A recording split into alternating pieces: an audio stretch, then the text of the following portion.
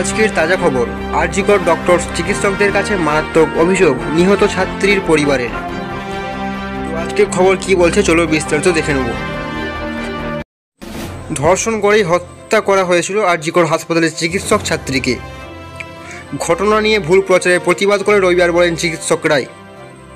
রবিবার নিহত চিকিৎসকের পরিবারের সঙ্গে দেখা করেন জয়েন্ট প্ল্যাটফর্ম অব ডক্টরস প্রতিনিধি এই চিকিৎসকরা। পরিবার তাদের কাছে মারাত্মক অভিযোগ জানিয়েছে।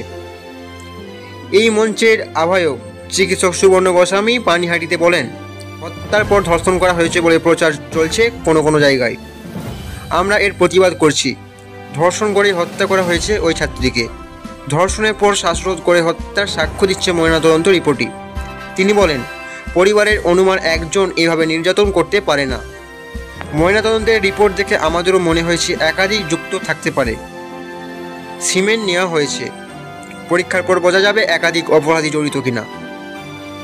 এই মঞ্চের দাবি সরানো জরুরি আরজি কর হাসপাতালের মাথায় যারা বসে রয়েছে তাদের। সব মহিলা চিকিৎসক এবং স্বাস্থ্যকর্মীর সুরক্ষা নিশ্চিত করতে হবে রাজ্যের। না করা পর্যন্ত চলবে আন্দোলন। প্রতিনিধি দলে ছিলেন চিকিৎসকরাই, ছিলেন চিকিৎসক তমসন চৌধুরী, বিদিশা দত্ত, মৌমিতা মুখার্জি, সংঘমিত্রা ঘোষ, আশিস কুমার মণ্ডল।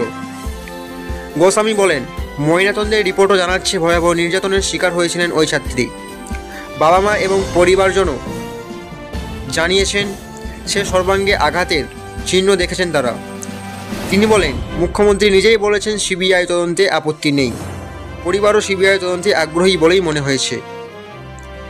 হাসপাতালে এবং পুলিশের ভূমিকার প্রশ্ন তুলেছে রবিবার, জানিয়েছেন চিকিৎসক প্রতিনিধি দলের সদস্যরাই। হাসপাতাল থেকে ফোন করে বলা হয়েছে আত্মহত্যা। নিহত ছাত্রীর মা তাদের বলেছেন যে পুলিশের একাধিক আধিকারিক প্রণ দেখিয়ে চুপ করে যেতে বলেছেন। গোস্বামী বলেন, এরা কারা খুঁজে বের করা হোক, এদের বিরুদ্ধেও ব্যবস্থা নিতে হবে। গোস্বামী বলেন, চিকিৎসক বা স্বাস্থ্যকর্মীরা পুরুষ বা মহিলা আলাদা করে দেখবেন না, কিন্তু ডিউটি রুম, বিশ্রাম কক্ষ আলাদা থাকতে হয়। কেবল মেডিকেল কলেজ নয়, গ্রাম বা ব্লক স্তরে যে মহিলারা স্বাস্থ্যকর্মী বা চিকিৎসকরা রয়েছেন কারো নিরাপত্তা নেই, তবু ডিউটি করে যান তারা। তাদের নিরাপত্তা সুনিশ্চিত করতে হবে। এই দাবিতে আন্দোলন চলবে। এদিনই কলকাতার পুলিশ কমিশনার বিনীত গোয়াল জানিয়েছেন যে বিভিন্ন হাসপাতালের নিরাপত্তা দায়িত্ব থাকা বিহীনের এক ইসিপিকে বদলি করা হয়েছে। তিনি আবার গুজব ছড়ানোর অভিযোগ তুলেছেন। এদিকে বদলি করা হয়েছে আরজি কর হাসপাতালের সুপার চিকিৎসক সঞ্জয় বশিষ্ঠকে।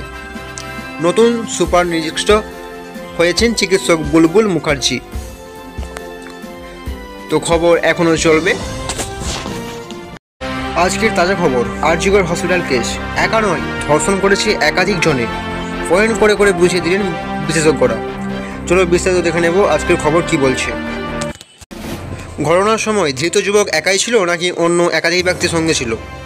ময়নাতদন্তের রিপোর্ট সামনে আসতেই উঠে যাচ্ছে একগুচ্ছ প্রশ্ন। রিপোর্ট বলছে শ্বাসরোধের সময় তিলোত্তমার নাক মুখ চেপে ধরা হয়।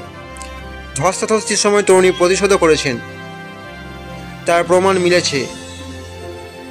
তাহলে কীভাবে একা তিলোত্তমাকে কাবু করল অভিযুক্ত? শ্বাসরোধ ও একই সঙ্গে নাক মুখ চাপা দিয়ে খুন, এটা কি একই সঙ্গে সম্ভব? তিলোত্তমার ধর্ষণ খুনে উঠে যাচ্ছে একগুচ্ছ চাঞ্চল্যকর প্রশ্ন।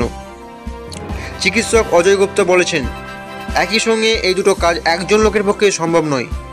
তিনি যদি দুটো হাতি ব্যবহার করে খুবই সিদ্ধহস্ত না হন। ওই মহিলা ডাক্তারি ছাত্রী ছিলেন। যখন ধর্ষণের মতো কাজ হতে চলেছে উনি বুঝতে পেরেছিলেন, নিশ্চয়ই প্রতিরোধ করার চেষ্টা করেছেন, কিন্তু হয়তো দুতরফে আটকানো হয়ে থাকতে পারে, তাই শেষ অবধি তার পক্ষে প্রতিরোধ করা সম্ভব হয়নি।